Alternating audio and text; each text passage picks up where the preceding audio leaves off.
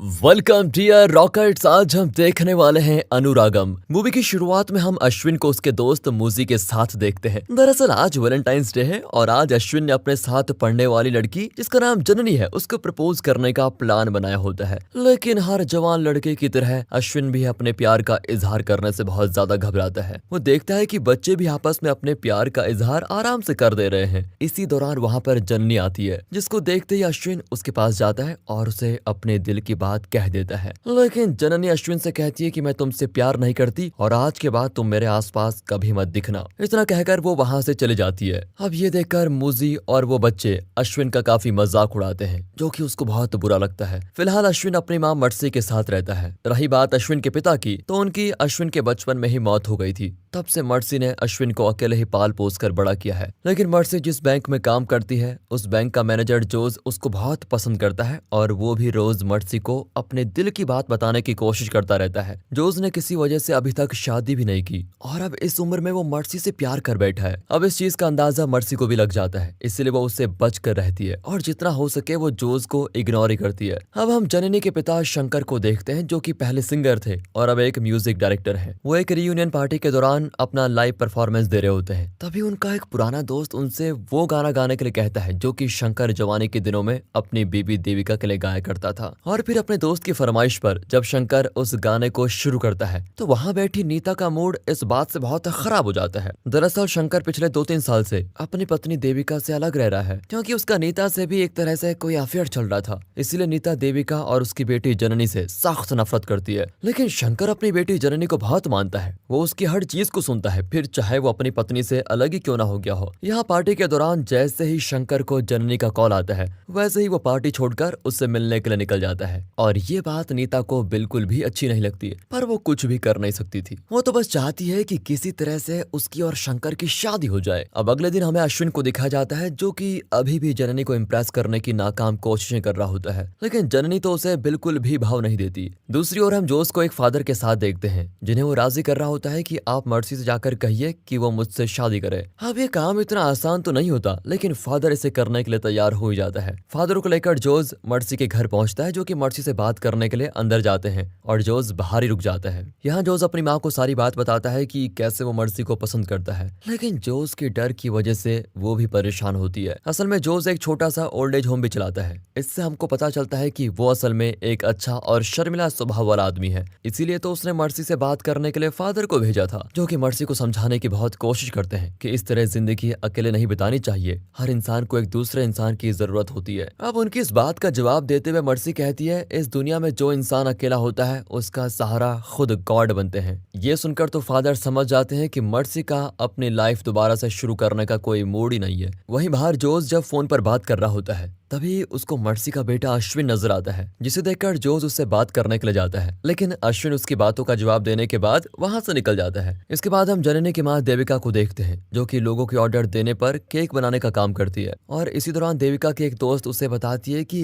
Reunion party में कैसे शंकर नीता के साथ डांस कर रहा था। ये बात सुनते ही देविका कॉल कट कर देती है। अब अगले दिन कॉलेज में क्लास के दौरान अश्विन देखता है कि जननी कुछ लेटर्स लिख रही है, इसलिए उसको शक होता है कि कहीं वो ये लेटर्स किसी दूसरे के लिए तो नहीं लिख रही है। लेकिन उसे तो जननी को पहले सॉरी बोलना होता है, जो कि क्लास खत्म होने के बाद वो बोल देता है और यहाँ से दोनों की दोस्ती की होती है शुरुआत। वो अब साथ में और भी ज्यादा टाइम बिताने लग जाते हैं। फिर इसी दौरान एक दिन दोबारा से अश्विन जननी को लेटर्स लिखते हुए देख लेता है और पूछ ही बैठता है कि तुम्हें लेटर्स क्यों लिख रही हो। जननी कहती है कि मुझे जब भी कोई प्रॉब्लम होती है या फिर मैं उदास या खुश होती हूँ तो मैं ये सब इन लेटर्स के जरिए गॉड्स को बताती हूँ, इसलिए तुम किसी को मत बताना कि मैं गॉड्स को लेटर लिखती हूँ, नहीं तो सब मेरा मजाक उड़ाएंगे। इसके साथ अश्विन को ये भी पता लगता है कि जननी कुछ दिनों के बाद अपने आगे की स्टडीज के लिए कनाडा जा रही है। इस बात से अश्विन खुश तो नहीं होता, पर वो कुछ कर भी नहीं सकता था। फिर दोनों साथ में मूवी देखने का प्लान बनाते हैं। जननी अश्विन से कहती है कि मैं घर के कपड़े चेंज करके तुम्हें सीधा थिएटर में आकर मिलती हूँ। वहीं इधर जननी की माँ से मिलने के लिए नीता आती है। वो देविका से उसके और शंकर के डाइवोर्स पेपर्स पर साइन करने के लिए कहती है क्योंकि कुछ ही दिनों में वो शंकर से शादी करने वाली होती है और इस बात को वो 2 दिन के बाद शंकर के बर्थडे पर अनाउंस करने वाले होते हैं। नीता देविका से ये भी कहती है कि शंकर के बर्थडे के दिन अपनी बेटी जननी को हमसे दूर रखना, और ऐसा शंकर ने कहा है क्योंकि हम नहीं चाहते कि हमारा मूड उस दिन ऑफ हो। ये सब कहने के बाद नीता वहाँ से चली जाती है और देविका उस पल को याद करके बहुत रोती है। इसी बीच वहाँ जननी आकर अपनी माँ को रोते हुए देखती होती है। वो अपनी माँ से पूछती है तो देविका उसे शंकर और नीता की शादी का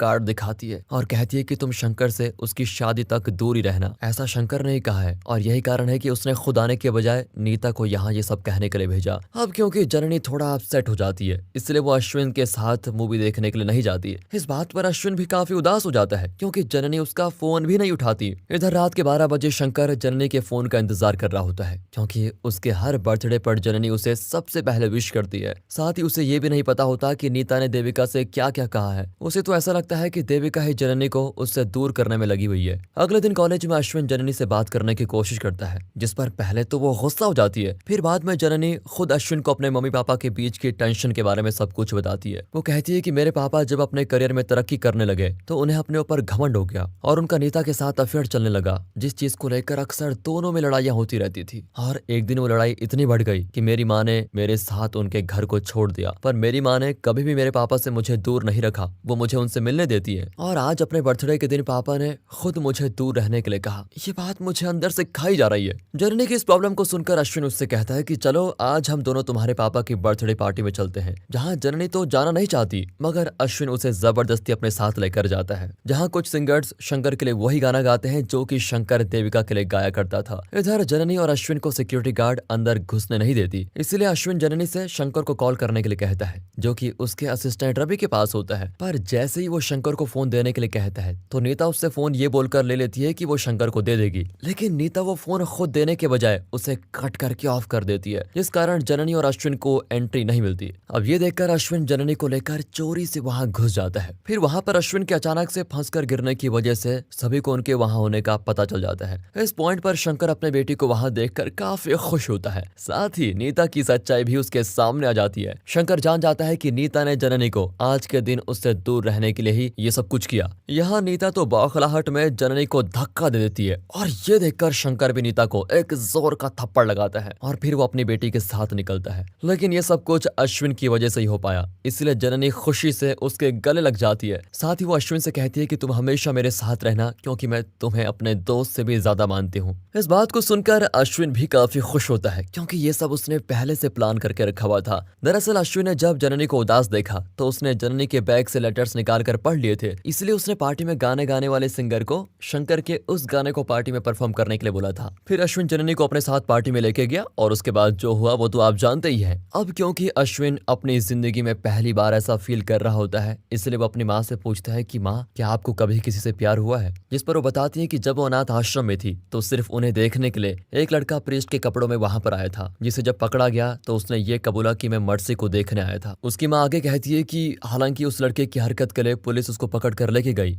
जिसके बाद मैं जब बड़ी हो गई तो मेरी शादी तुम्हारे पापा से हो गई। और यहाँ उसकी माँ मर्सी समझ जाती है कि उसका बेटा जननी को पसंद करता है क्योंकि उसे जननी के साथ मर्सी ने कई बार देख लिया था। इधर अश्विन बहुत ही खुश है तो दूसरी तरफ जननी भी अपनी खुशी के बारे में देविका से बता रही होती है। वो देविका से बताती है कि कैसे शंकर ने नीता को एक थप्पड़ मार दिया था। यहाँ देविका उसकी बातों पर ज्यादा ध्यान नहीं दे रही होती है, पर तभी उसको एक फोन आता है और उसे अपनी बेटी के साथ पुलिस स्टेशन आने के लिए कहा जाता है। दरअसल नीता ने थप्पड़ मारने के लिए शंकर की शिकायत पुलिस में कर दी होती है, इसलिए पुलिस ने शंकर और जननी को नीता से माफी मांगने के लिए बुलाया होता है ताकि ये मामला यही रफा दफा हो सके। अब यहाँ शंकर माफी मांगने के लिए राजी तो नहीं होता, लेकिन फिर वो देविका के कहने पर माफी मांग ही लेता है। साथ ही जननी को भी नीता से माफी मांगनी पड़ती है, जिसके बाद देविका जननी को लेकर वहां से घर आ जाती है। अब शंकर जब यहाँ से जाने वाला होता है तो वो नीता की गाड़ी नो पार्किंग में देखकर उस पर अपनी गाड़ी से टक्कर मार देता है। फिर वो इसके लिए भी सॉरी बोलकर निकल जाता है। उसकी इस हरकत के बावजूद शंकर को पुलिस कुछ नहीं कहती क्योंकि नीता की गाड़ी नो पार्किंग में खड़ी थी। इस वजह से उल्टा नीता पर नो पार्किंग का केस बन जाता है। अगले दिन जोस की माँ मर्सी से बात करने के लिए आती है क्योंकि वो जानती है कि जोस ने हिम्मत नहीं हारी है और वो मर्सी को अपने दिल की बात कह ही देगा। जोस अपनी माँ से कहता है कि आप जाकर बात करो ना, मैं कुछ देर के बाद आता हूँ। जोस की माँ यहाँ मर्सी से बताती है कि जोस जब कॉलेज में था तो वो एक लड़की से प्यार करता था, लेकिन उस लड़की को दिल की बात बताने की उसे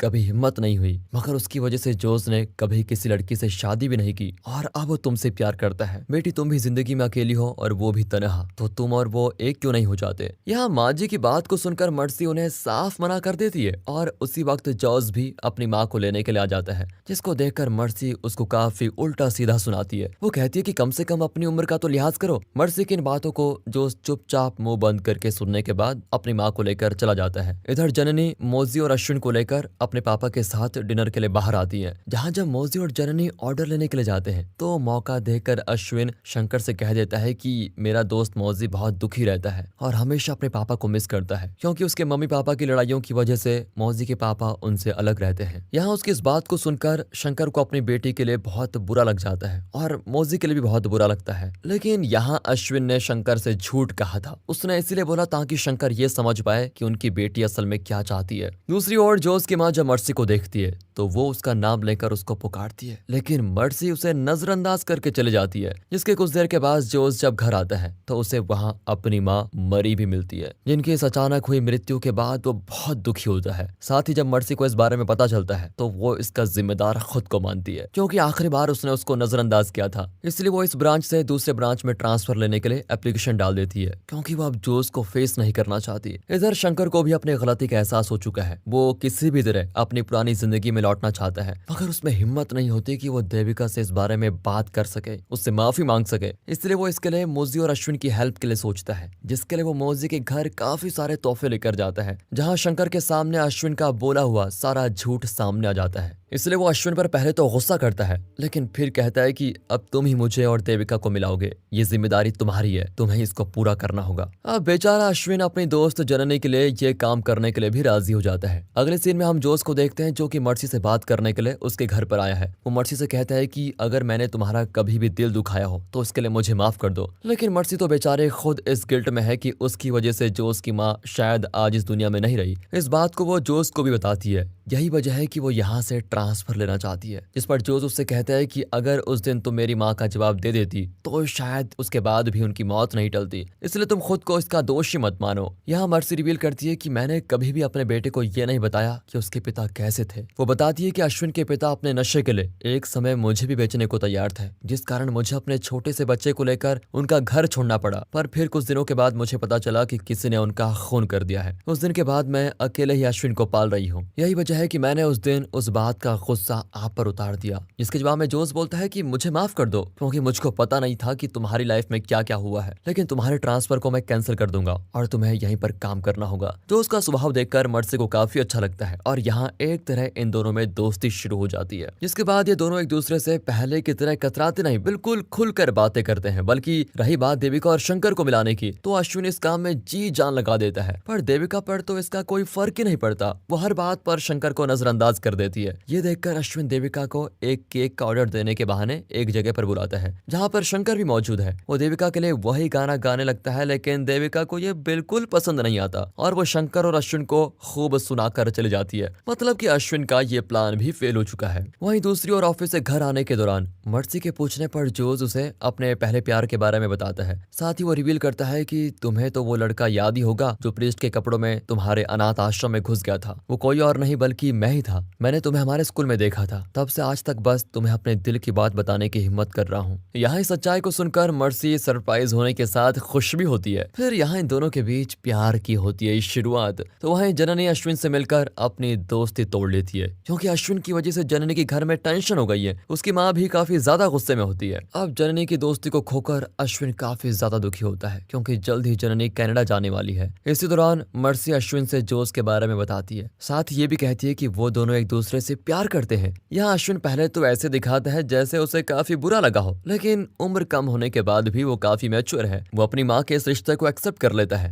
जिसके बाद जोस और मर्सी शादी कर लेते हैं। इधर जननी कनाडा जाने से पहले देविका के साथ अपने कुछ चीजें लेने के लिए शंकर के घर जाती है। दरअसल पहले देविका और जननी साथ में यहीं रहा करते थे, इस वजह से दोनों की काफी सारी यादें यहाँ जुड़ी हुई है। जब जननी अपने एक लाल बॉक्स को ढूंढने के लिए ऊपर जाती है तो मौका देखकर शंकर देविका से अपने किए के लिए माफी मांगता है, साथ ही ये भी कहता है कि मैं अब इस गलती को दोबारा कभी नहीं करूंगा। यहाँ देविका उसे रोते हुए कहती है, तुम उन लड़कों से ड्रामा करवा सकते हो लेकिन अपनी गलती का एहसास होने पर मुझसे फेस टू फेस आकर सॉरी नहीं कह सकते, मुझे मना नहीं सकते। मैं भी अपने उस पुराने शंकर के साथ रहना चाहती हूँ जो कि सिर्फ मुझे प्यार करता था। जवाब में शंकर कहता है कि मैं कभी भी तुमको धोखा नहीं दूंगा, इसलिए मेरी पहली और आखिरी गलती समझकर मुझे माफ कर दो। इस बात पर देविका शंकर के गले लग जाती है, जिन्हें इस तरह देखकर जननी काफी खुश होती है और उसकी ये फैमिली अब फिर से पुरानी फैमिली बन जाती है। इधर रात के समय अश्विन अपने दोस्त मोजी के साथ जननी के जाने का गम मना रहा होता है कि उसके जाने से पहले वो उसको मिल भी नहीं पाया। इसके बाद वो अपने घर जाता है जहाँ अश्विन को अपनी माँ से पता चलता है कि जननी के पेरेंट्स उससे मिलने के लिए आए हैं। अब अश्विन को ये सुनकर काफी सरप्राइज होता है कि जननी के पेरेंट्स साथ में कैसे आ सकते हैं। दरअसल अश्विन का फोन ऑफ था, इसलिए वो अश्विन को वही लाल बॉक्स देने के लिए आए होते हैं जिसे जननी ने अश्विन के लिए छोड़ा होता है। उसको अश्विन जब खोलता है तो उसमें अश्विन को जननी के लिखे हुए कुछ लेटर्स दिखते हैं जिसमें उसने गॉड के लिए लिखा होता है। इन लेटर्स में जननी ने सिर्फ अश्विन का ही जिक्र किया होता है।